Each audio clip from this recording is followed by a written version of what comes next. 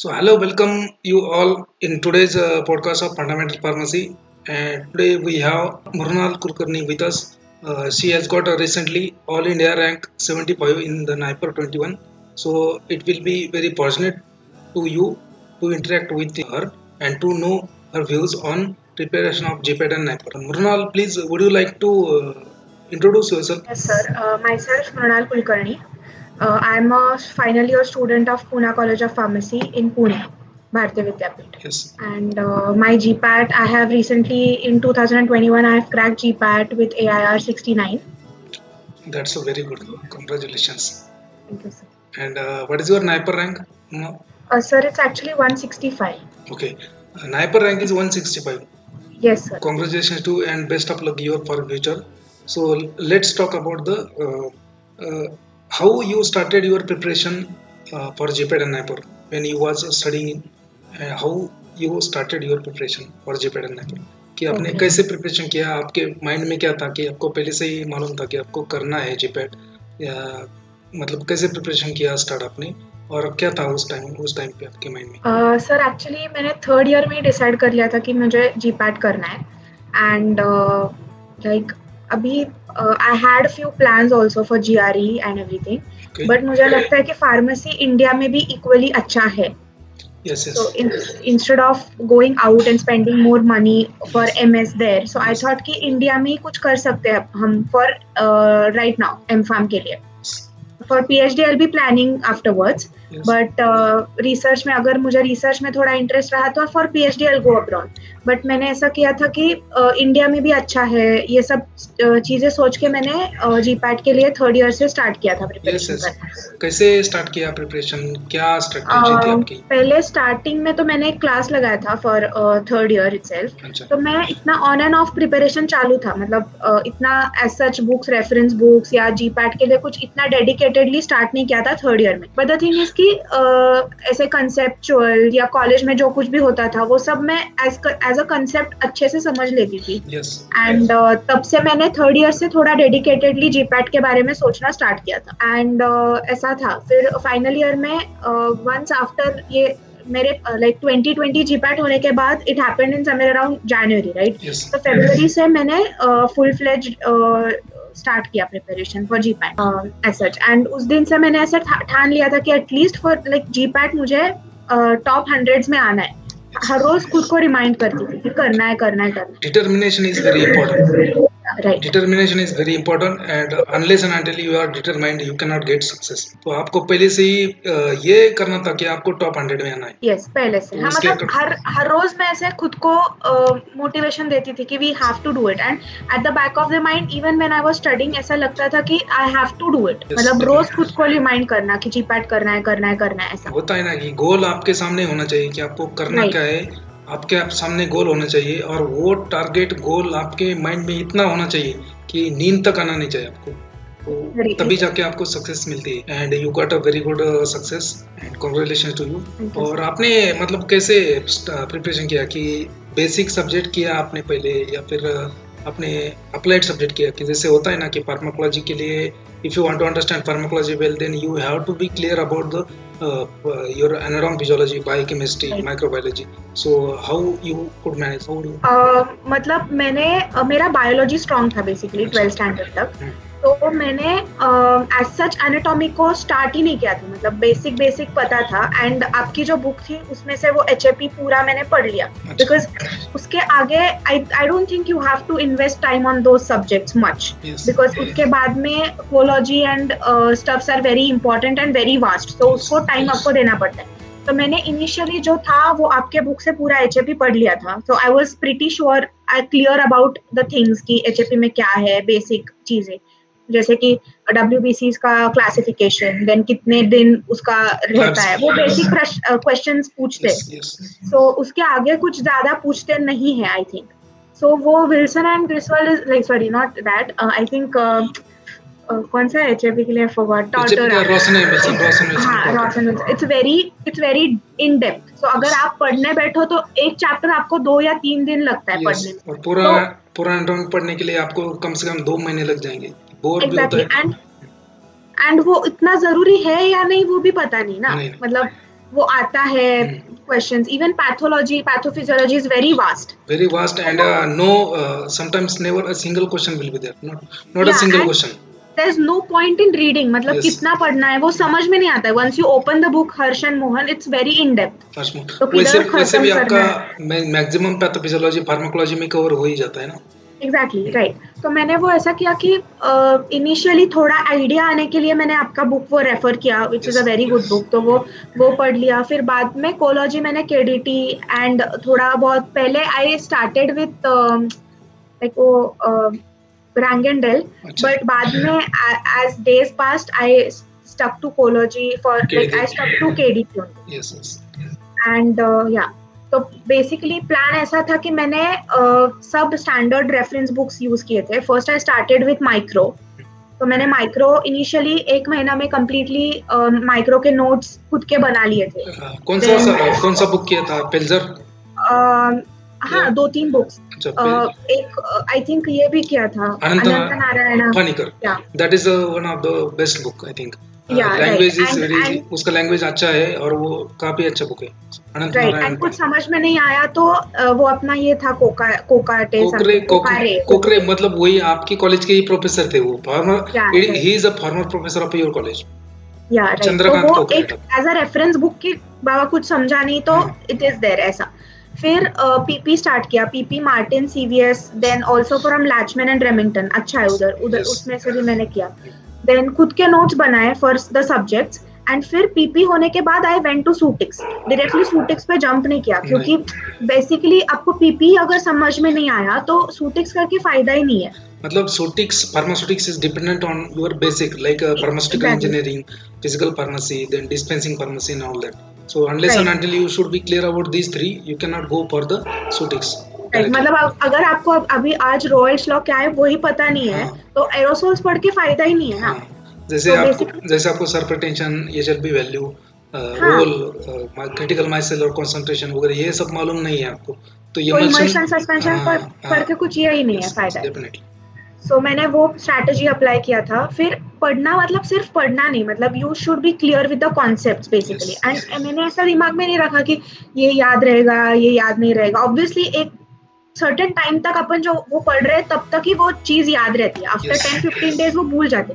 But अगर आपके वो कंसेप्ट क्लियर है, आप कंसेप्चुअली क्लैरिटी है उस चीज के बारे में, तो आपको वो याद रहेगा फॉर अ लॉन्ग टर्म. ऐसा मेरा प्लान था. फिर साइमल्टेनियसली मैंने आई थिंक कोलॉजी भी साइमल्टेनियसली प्लान किया था. मतलब मैं दिन को ऐसे डिवाइड करती थी. Like before sleeping I used to plan for the next day. मतलब मुझे कल क्या करना है, अगर मुझे मतलब मैं इट शुड बी लाइक पहले रिवीजन जो मैंने अभी तक नोट्स बनाए उसके कंटिन्यू 2-3 घंटे बैठ के रिवीजन. फिर बाद में उठ के like I have to start new topics. तो न्यू टॉपिक्स कौन सा है. तो मैंने कभी ऐसा प्लान नहीं किया कि मुझे आज 10 घंटा 12 घंटा पढ़ना है. मैंने क्या प्लान किया कि मुझे इतना पढ़ना है आज के दिन. तो वो होना चाहिए. राइट. मैं ऐसा नहीं करती थी कि 10 घंटा पढ़ना है तो 10 घंटे के लिए बैठना पढ़ना, ऐसा नहीं था. वो पर्टिकुलर टॉपिक्स अगर मेरे कंप्लीट हो गए तो मैं मे बी 7 घंटा ही पढ़ लेती थी उसमें ऐसा. बट वो प्रोडक्टिविटी जो था वो कंसिस्टेंटली फ्रॉम फरवरी. बट बीच में थोड़ा लॉकडाउन हो गया तो आई थिंक 2 महीना वो पूरा स्टॉप हो गया था प्रोसेस, क्योंकि we were not able to figure it out कि कब स्टार्ट हो रहा है फिर से and everything. So I think मैंने जो मई से स्टार्ट किया था फुल फ्लैश पढ़ाई, तो मैं आफ्टर लाइक फरवरी में ही खत्म किया. ऐसा प्लानिंग एंड एवरीथिंग वो तब तक चालू ही था मेरा. और आपने सेमेस्टर का स्टडी और आपका जीपैट का नाइपर का स्टडी कैसे मैनेज किया? मतलब होता है ना बच्चों को डाउट्स होते हैं कि सेमेस्टर का स्टडी कैसे मैनेज करे, आपका जीपैट का कैसे मैनेज करे, या फिर पहले सेमेस्टर करे बाद में जीपैट करे, या फिर दोनों साथ में करे, या फिर मर्ज करके करे. तो आपके माइंड में क्या था? मुझे आज सच इतना प्रॉब्लम नहीं आया क्योंकि जो मैं कर रही थी ना वो अल्टीमेटली मतलब मैं जीपैट के लिए जो कर रही थी वो अल्टीमेटली मुझे कॉलेज के लिए हेल्प कर रहा था. एंड द थिंग इज कि अभी ये सब ऑनलाइन था ना हमारे इसमें. तो मैंने ऐसा डिस्क्रिप्टिव पढ़ा ही नहीं था क्योंकि मतलब मैं जो पढ़ रही थी वो एमसीक्यूज ही था, एमसीक्यू बेस के लिए. तो अल्टीमेटली वो मुझे एग्जाम के लिए उधर हेल्पफुल हुआ. और आपके अकॉर्डिंगली क्या इम्पोर्टेंट है, मतलब क्लासेस लगना इम्पोर्टेंट है, सेल्फ स्टडी इम्पोर्टेंट है, कि आपके रेफरेंस बुक में से पढ़ना इम्पोर्टेंट है? मतलब आपका क्या व्यू पॉइंट है इसके ऊपर कि कैसे करना चाहिए? सेल्फ स्टडी ज़्यादा इम्पोर्टेंट है या फिर क्लासेस करना इम्पोर्टेंट है, या फिर जिसका कंसेप्ट नहीं क्लियर उसको कंसेप्ट क्लियर करना इम्पोर्टेंट है, कैसे? ओके। तो मुझे ऐसा लगता है कि एक स्टार्ट या जो बूस्ट मिलता है वो क्लासेस से मिलता है। मतलब एक मोटिवेशन सॉर्ट ऑफ मिलता है ना कि बाबा करो करो करो, वो जो है वो क्लासेस से मिलता है। या अगर आपका ऐसा हो सकता है कि 10 कंसेप्ट है एक पर्टिकुलर चैप्टर में, Yes, तो आप yes. खुद को कितना समझा पाओगे? एक 7 से 8 लेके इस कंसेप्ट आप खुद को समझा पाओगे, but there will be 2 concept जो आपको नहीं पता होंगे। So for that class will help you. Okay. और आपने कौन सा क्लास किया था?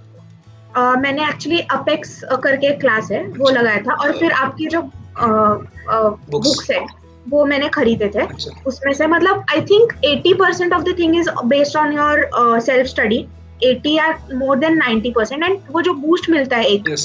वो क्लास पे डिपेंड करता है। और मृणाल, आपका फ्यूचर प्लानिंग क्या है? आप क्या करना चाहते हो बाद में? आपने जैसे बोला था मुझे फोन पे कि मैं बिट्स में जाना चाहता हूँ, बिट्स पे लाइन या रिसर्च ओरिएंटेड आपका गोल है, तो आपका फ्यूचर प्लानिंग क्या है और आप क्या करना चाहोगे? कैसे आपका मतलब आप अपने प्रोफेशन को कैसे थोड़ा सा नेक्स्ट लेवल तक लेके जाओगे, मतलब क्या? तो मैंने पहले से ही ऐसे आफ्टर माय जीपैट रैंक, तो मैंने इतना मतलब अभी आई टॉक टू पीपल, तो वो बोले कि eight this rank you will get bits Pilani, which is like a good college, and so I said मतलब फिर मैंने नाइपर का इतना सीरियसली किया नहीं। मतलब क्या होता है कि मोहाली और पिलानी, ये 2 ऑप्शंस मैंने रखे थे। तो फॉर मोहाली सूटिक्स मिलना वाज अ बिग टास्क, क्योंकि you have to come in top 10 और top 20, and being an open category it's difficult. तो मैंने एज सच बहुत डेडिकेटेडली नाइपर के लिए बैठ के बाबा 12 13 घंटे ऐसा पढ़ा नहीं था। तो अल्टीमेटली मेरा वो जो ये था कि वो मैंने मैंने वो छोड़ दिया था ऐसे kind of.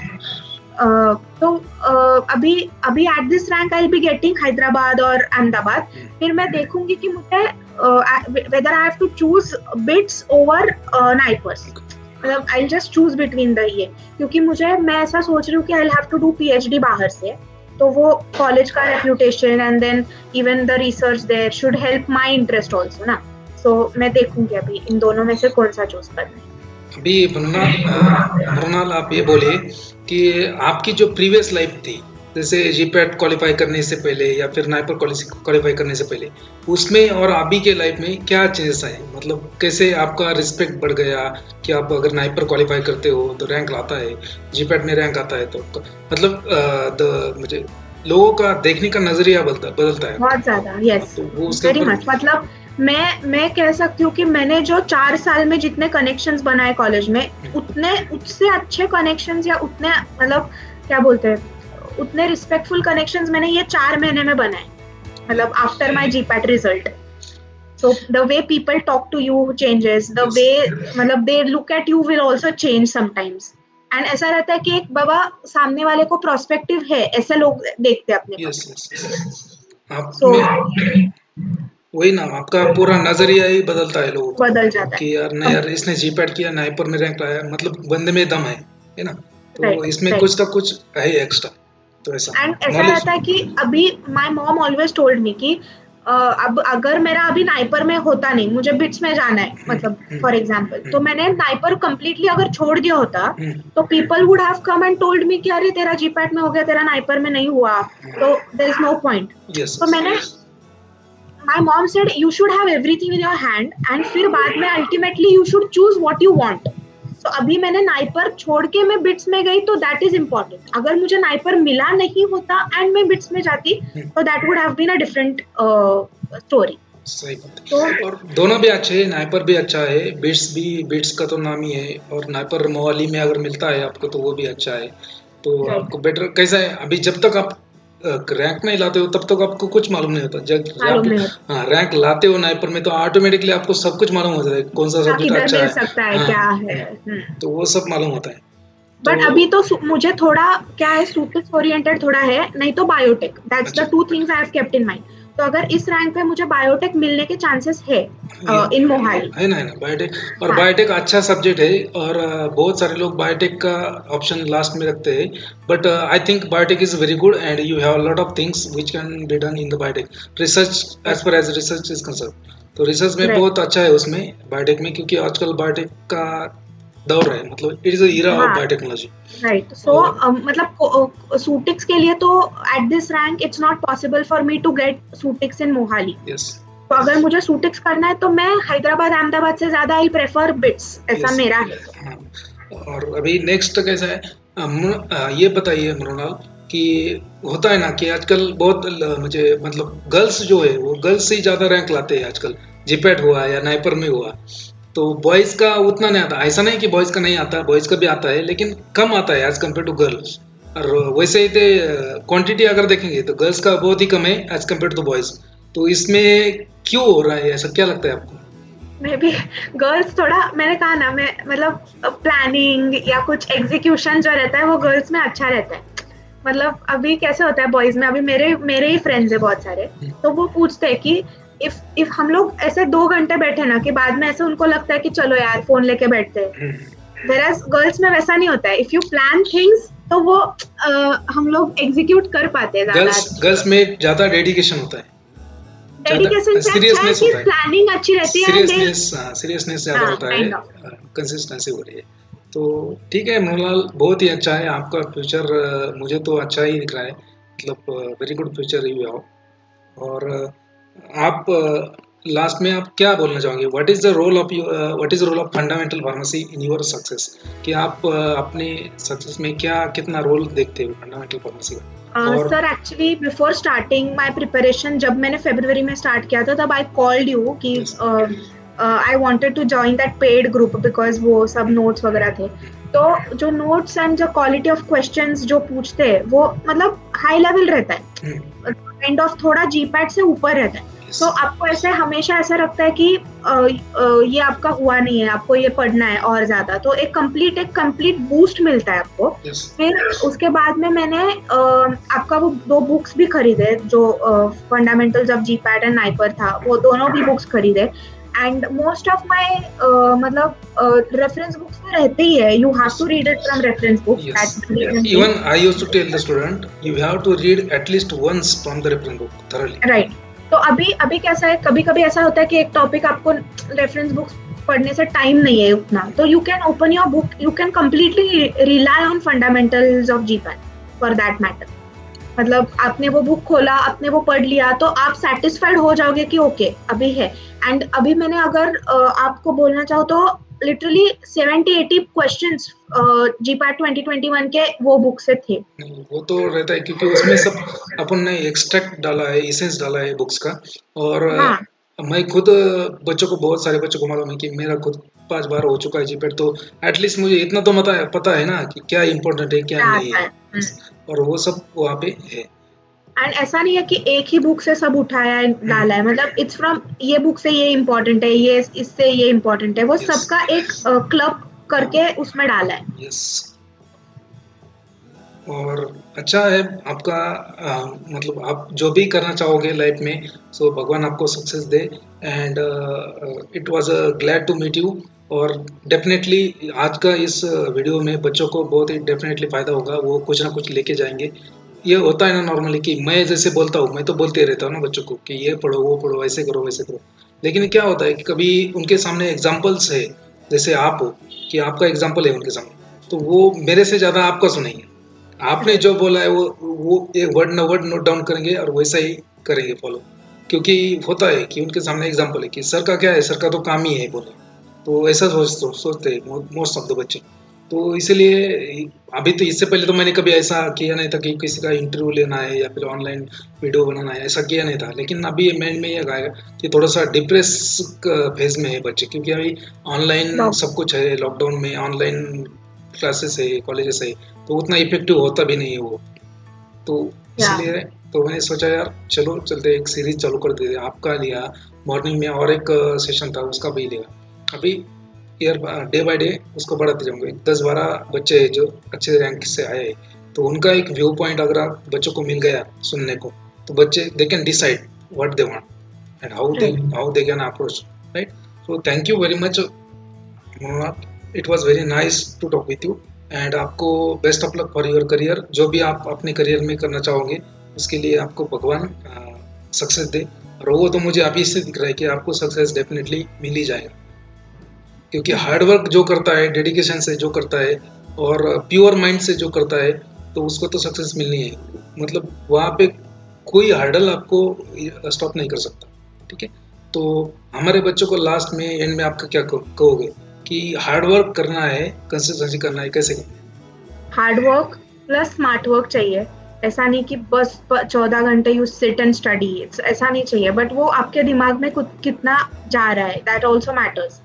So I think plan करते वक्त ऐसा मत करो कि पूरा दिन पढ़ना है कंप्लीट ऐसा. So you should plan for things. मैंने जैसे कहा कि चैप्टर वाइज डिसाइड करो कैसे पढ़ना है. लाइक डिसाइड कि आज मुझे ये टॉपिक, ये सब टॉपिक्स, या फॉर एग्जांपल टैबलेट्स पढ़ा है, सो मुझे 10 दिन में टैबलेट्स कंप्लीट करना है. सो 10 दिन में वो 4 बुक से होना चाहिए, लाइक लैचमैन, रेमिंगटन, ऑल्टन, व्हाटएवर, जो कुछ भी बुक्स है उसमें से. बट 10 दिन में वो कंप्लीट सेक्शन कंप्लीट होना चाहिए. And you should be confident enough at the 11th day. You should be confident enough कि बाबा ये टैबलेट चैप्टर हो गया है अपना, एंड उससे आगे आपको कुछ करना नहीं पड़ेगा. सो जब आपको रिवीजन करना है वो आपके नोट्स उठाओगे, आप वो सिर्फ रिवीजन करोगे, दैट्स इट, दैट्स डन. सो ऐसे करो, दैट्स द थिंग. और नेक्स्ट वन, मुझे ये बोलिए कि टेस्ट सीरीज जो होता है, टेस्ट सीरीज, तो आप जब भी टेस्ट बच्चों को होता है ना आजकल कि नहीं, मतलब they are very fascinated to test series. वो बहुत अट्रैक्ट होते हैं कि टेस्ट सीरीज लगना है, टेस्ट सीरीज लगना है, लेकिन उनका स्टडी ही नहीं होता. तो टेस्ट सीरीज स्टडी से पहले ही लगना है या प्रॉपर स्टडी करने के बाद लगना है? अब ये तो मालूम है, लेकिन फिर भी बच्चों की तसल्ली के लिए मैं आपसे बोल रहा हूँ कि टेस्ट सीरीज कब लगाना चाहिए आपको, जीपैट का या फिर नहीं? मैंने एक्चुअली मैंने क्या किया था पता है, वो इनामदार बुक है, वो परचेस कर लिया था एंड उसमें 20 इयर्स से क्वेश्चंस है. सो मैंने वो I started it in around October, maybe after Diwali or something. तब तक मैंने मेरा थोड़ा syllabus as such complete कर लिया था. Like literally 70% of my syllabus was completed, 30% was still remaining. तो मैंने शायद September October से वो बुक से question solve करना start कर लिया था. मैंने टेस्ट सीरीज as such कभी लगाई नहीं, एंड मतलब मैंने किया नहीं था. अच्छा. नहीं, आजकल क्या होता है, आजकल जो बच्चे होते हैं वो बच्चों में बहुत ही ज्यादा क्रेज है उसका, सर टेस्ट सीरीज लगाना है, टेस्ट. मैं तो उनको यही बोलता हूँ कि पहले स्टडी करो. आपका अगर स्टडी नहीं तो आप एग्जाम कैसे देंगे? मतलब ऑब्वियसली उनको डायरेक्टली एग्जाम देना है, स्टडी नहीं करना है, ऐसा थोड़ी पॉसिबल है. पहले आप स्टडी करो, स्टडी के बाद में होता है एग्जाम. हाँ, एंड वो बुक अगर आपने परचेस कर लिया ना तो it will give you around 5000 to 6000 questions.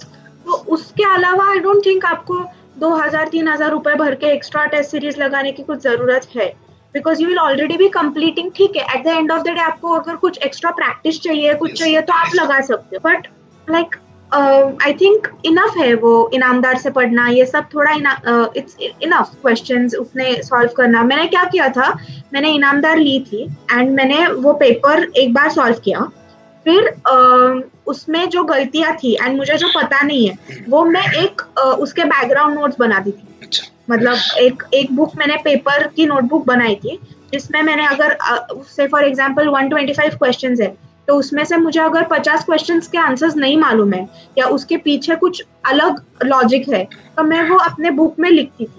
And मैंने वो जो पेपर की नोटबुक बनाई है वो 2 बार, एक बार एग्जाम से पहले 2 बार देखी थी. ओके, लाइफ में. सो भगवान आपको सक्सेस दे and it was glad to meet you.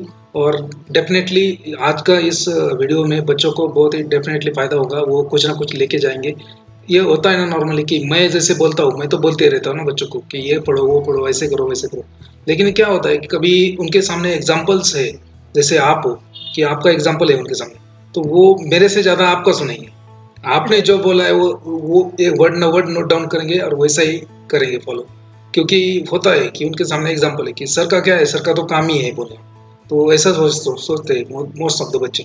तो इसलिए अभी तो इससे पहले तो मैंने कभी ऐसा किया नहीं था कि किसी का इंटरव्यू लेना है या फिर ऑनलाइन वीडियो बनाना है, ऐसा किया नहीं था. लेकिन अभी मैंने में ये कहा कि थोड़ा सा डिप्रेस फेज में है बच्चे, क्योंकि अभी ऑनलाइन सब कुछ है, लॉकडाउन में ऑनलाइन क्लासेस है, कॉलेजेस है, तो उतना इफेक्टिव होता भी नहीं है वो. तो इसलिए तो मैंने सोचा यार चलो चलते एक सीरीज चालू कर देते। आपका लिया, मॉर्निंग में और एक सेशन था उसका भी लिया। अभी ईयर डे बाय डे उसको बढ़ाते जाऊंगे। 10-12 बच्चे जो अच्छे रैंक से आए, तो उनका एक व्यू पॉइंट अगर आप बच्चों को मिल गया सुनने को, तो बच्चे they can decide what they want and how they can approach, right. So thank you very much Mona, it was very nice to talk with you and आपको best of luck for your career. जो भी आप अपने career में करना चाहोगे उसके लिए आपको भगवान सक्सेस दे। और वो तो मुझे अभी से दिख रहा है कि आपको सक्सेस डेफिनेटली मिल ही जाएगा, क्योंकि हार्डवर्क जो करता है, डेडिकेशन से जो करता है और प्योर माइंड से जो करता है, तो उसको तो सक्सेस मिलनी है। मतलब वहाँ पे कोई हर्डल आपको स्टॉप नहीं कर सकता, ठीक है। तो हमारे बच्चों को लास्ट में एंड में आपका क्या कहोगे कि हार्डवर्क करना है, कंसिस्टेंसी करना है, कैसे करना है? हार्डवर्क प्लस स्मार्ट वर्क चाहिए। ऐसा नहीं कि बस 14 घंटे यू सिट एंड स्टडी, ऐसा नहीं चाहिए, बट वो आपके दिमाग में कितना जा रहा है, दैट ऑल्सो मैटर्स।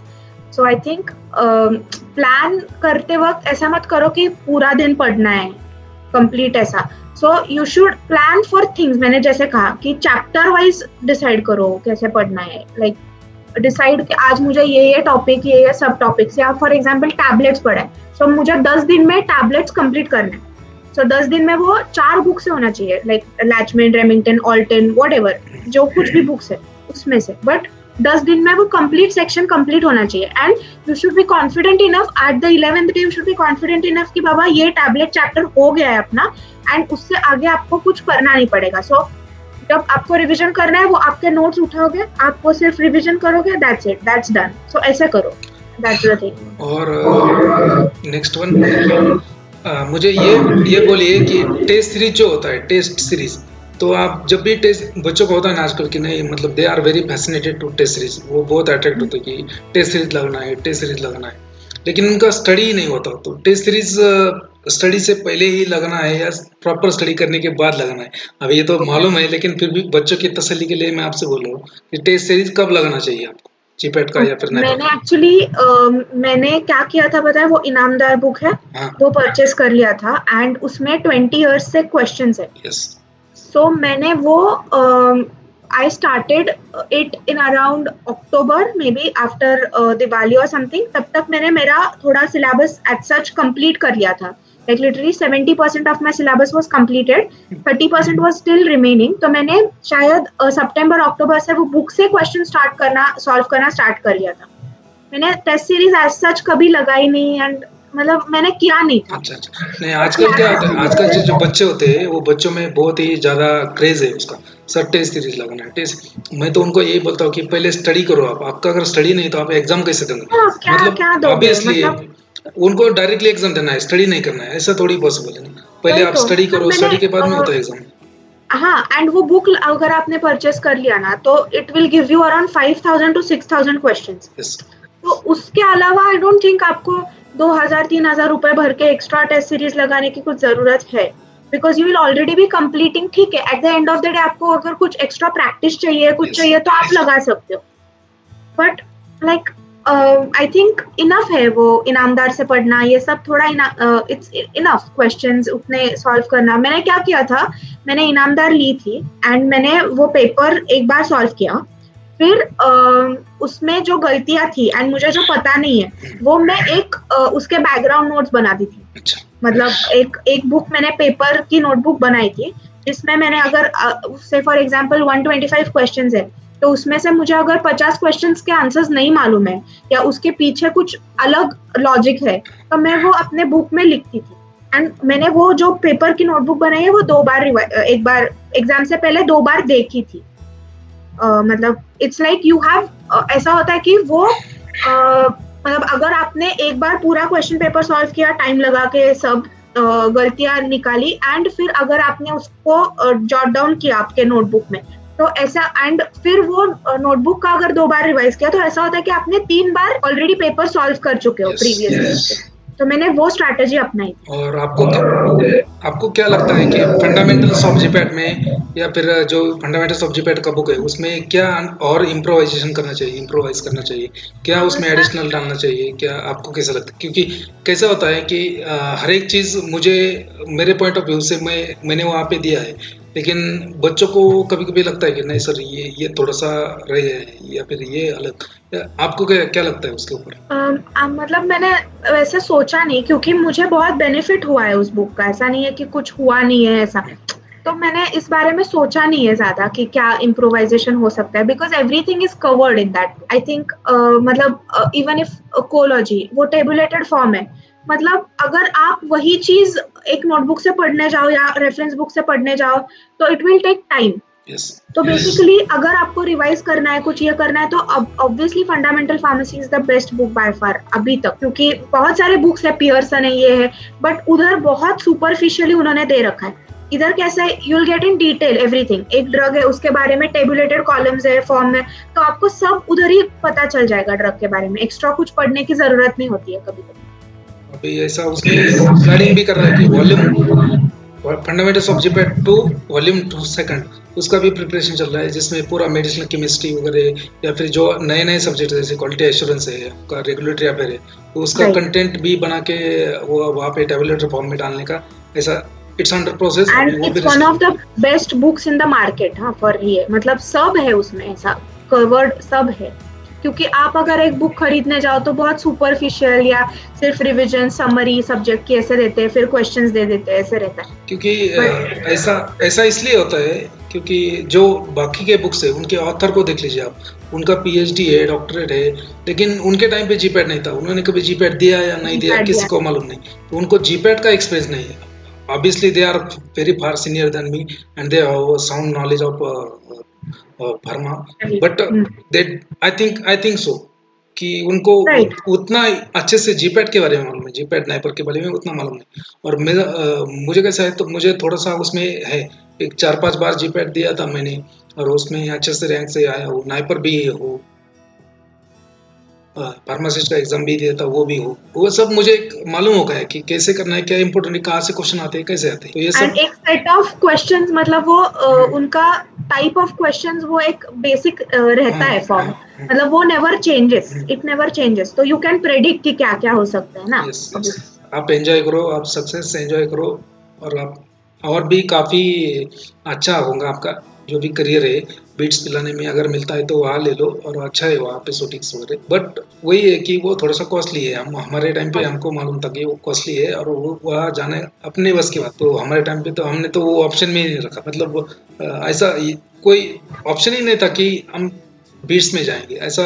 मतलब नाइपर जो है ना फीस उसके आई थिंक 4 टाइम्स ज्यादा बीट्स में, और नाइपर का फीस अभी 2 साल से बढ़ा है। पहले तो हमारे टाइम पे वहाँ पे कुछ 45 या 55 आई थिंक 55,000 अभी आई थिंक अभी it's around 1.3 lakh rupees. Yes 1.3 या 1.4 अरे, तो अभी भी काफी बड़ा है फीस उन्होंने, but still it is okay, मतलब आपको स्टाइपेंड मिलता है, वो सब उसमें कवर हो जाता है। बट बिट्स का इट्स अराउंड ऐसे 5.5 या 6 है एक साल का, so it's around 10 to 12 lakhs for 2 years। नहीं, वो बहुत ही ज्यादा होता है।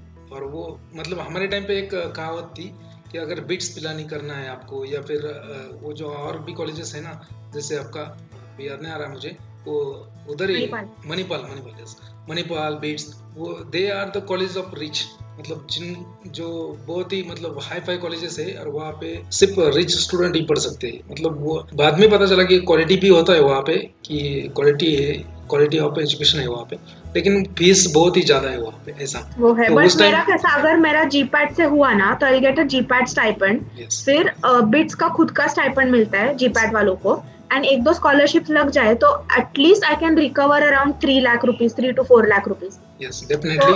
Best of luck, Mrunal, to you, and may God bless you. You will get whatever you want. Yes. Thank you very much for joining us. Definitely, student will take something from this podcast, and definitely this will help. Thank you very much. And if you need anything in the NIPER, just message me or call me.